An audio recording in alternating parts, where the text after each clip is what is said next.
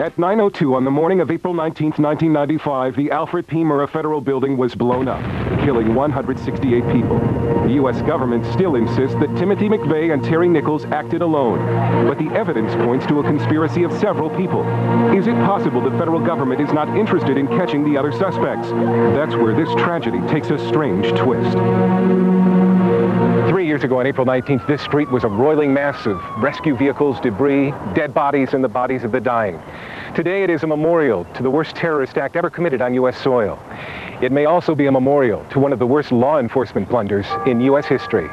Do you think at some level in the government there is a cover-up? Yes. Yes. Stephen Jones was the state-appointed attorney for Timothy McVeigh and is author of an upcoming book entitled Others Unknown, referring to the original grand jury indictment of McVeigh, Nichols, and others unknown. While not trying to deny McVeigh's involvement, Jones says the government is hiding something. I had access to all the government's documents of their investigation. If you make a list, as I have, of everything that the ATF knew on midnight, April 18th, it's hard to understand why they didn't increase security at the Murrah building. Although it denies it, it's clear the federal government did have prior knowledge of something. It knew that April 19th was a dangerous date, the anniversary of Waco and Patriots' Day. Although the government initially lied about it, an alert was issued, and no agents of the Bureau of Alcohol, Tobacco, and Firearms were in the building. Carol Howe, confidential informant number 183 of the ATF, had warned that the Murrah building was one of 3 under study for a bombing, and she told them that a group from Elohim City, a white supremacist community in eastern Oklahoma, had traveled to the Murrah building at least 3 times to case it. Another informant, Kerry Gagan, gave even more specific information, saying a bombing would occur in either Denver or Oklahoma City. On the morning of April 19th, in the hours before the explosion, several witnesses saw bomb disposal trucks and sniffer dogs already on the streets of Oklahoma City. Then, 38 minutes before the blast, the Department of Justice in Washington received a telephone call. Stephen Jones says Justice records have the caller saying the Murrah building had just blown up. Jones believes the caller said the building was going to be blown up, and that Justice changed the story because it ignored the call. But on the ground in Oklahoma City that morning, the government was looking for bombs. And they made a sort of superficial security check with dogs, and they were a little more alert. And then when the business day started and nothing happened, they thought that it was just a false alarm and withdrew. And then, of course, the building blew up. The FBI decided that the Murrah building was brought down by a single ANFO bomb. 4,800 pounds of ammonium nitrate and fuel oil placed in plastic drums as a giant-shaped charge inside a Ryder truck. But that explanation is not without problems. Only microscopic specks of ammonium nitrate were ever found. There were no noxious fumes at the bomb site. And the bomb crater, the most important piece of evidence, was filled in before McVeigh's defense team could examine it. An initial FEMA study said it would have taken 12,000 pounds of ANFO to pulverize that much steel-reinforced concrete, and that much explosive would have also created a much larger crater. Whatever was in the truck, some believe it could not have been strong enough to bring down the Murrah building alone, and that contact charges were used as well. Survivors of the bombing reported feeling an earthquake for several seconds before the truck bomb went off. I thought it was an earthquake because I resided in California for many years, and it was almost like slow motion. I felt a shake and then began shaking more, and I dove under my desk, and then the glass all came in. I think that helped to save me. Jane Graham, longtime government employee and union local president, felt the same thing. As soon as I sat down and turned on the computer, I felt a waving motion of the building, and it felt like a rumble. It was like the ground was rolling and the building was swaying east to west. And the young lady that was giving the class said, "Everybody, it's an earthquake. Get under your table." And it must have been somewhere between 7-10 seconds, the most, I believe. Then I heard an explosion and felt the explosion. The last thing I remember was looking up and seeing the roof had been blown off and was suspended in air. And after that, I don't remember a thing. Seismic readings at 9:02 a.m. showed two distinct ground motion spikes at the time of the bombing. A mild spike, then a 10-second delay, then a sharp spike.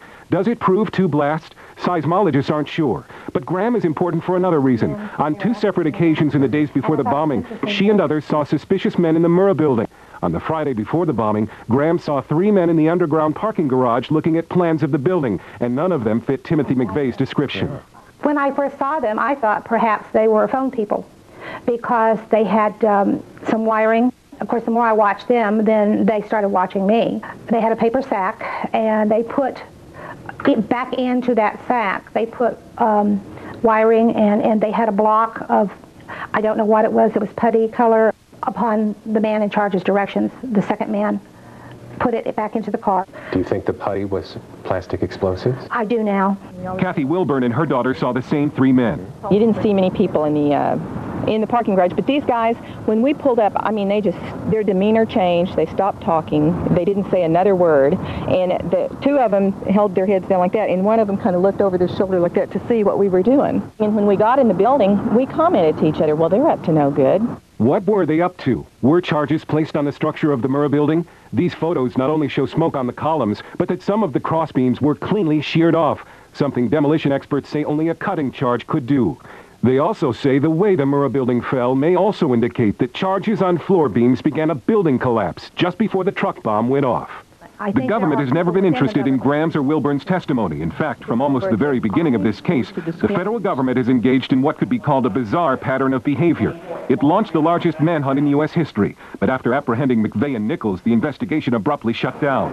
Although the FBI spent a lot of time trailing a mysterious Robert Jacks, officials no longer seemed interested in finding anyone else. I think it basically boiled down to this. They had two men, they couldn't find the others, so they declared victory and said, we've solved the crime. But the second explanation is less benign. The second explanation, and it's a theory supported by the federal government's behavior, is that Washington knows who the other suspects are. But who one or more of them are poses a big problem. The most reasonable explanation is that there was someone in this group of people that helped carry this out, that if they would have traveled this path to discover and prosecute these other John Does, one of those persons, I believe, is either an informant for the government, maybe even a government agent, and they don't want that to be discovered because it, like other information, will point towards specific prior knowledge.